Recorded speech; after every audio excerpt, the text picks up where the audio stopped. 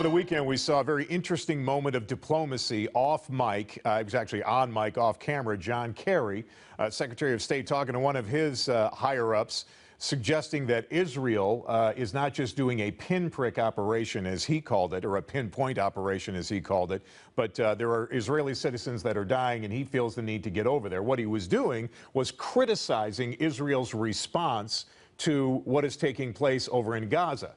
I think that John Kerry tipped his hand. I think he tipped the hand for the entire administration. I don't think the administration supports Israel at all. I think that John Kerry was right in some of what he said. He was criticizing Israel when they say that this is just pinpoint operations that we're doing, when it's much more than that.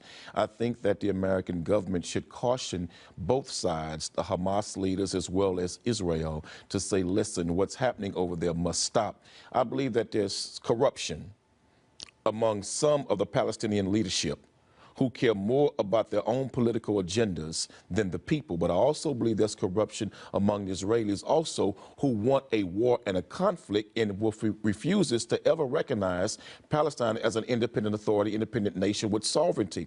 At the end of the day, what is happening over there, men, women, and children are dying.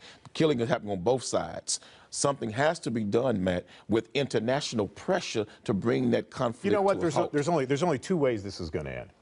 If Israel all of a sudden lays down their arms and say, okay, we're done, you know what's going to happen? Palestine's going to come in and there will be tremendous bloodshed. The other thing that could happen is that Hamas could lay down their weapons and they could say, okay, no more fighting. You know what would happen then?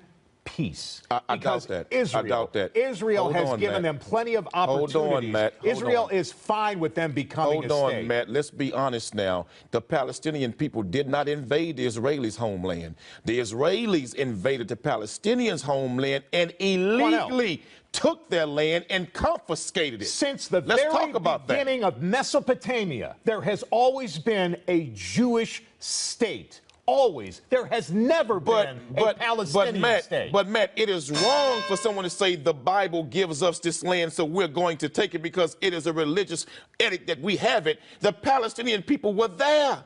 They had their land stolen, confiscated illegally, and were murdered in the process. That's what started the conflict, Matt. They've been shooting rockets into Israel for years, Quanell. Matt, that's what started the conflict. If you invaded my home and took it as your own and kicked me and my people out and my children and killed my family, I shoot rockets at you. There never was a Palestinian state. Matt, it was always a Palestinian homeland, Matt. No, they stole the people's land. Go back and do your research.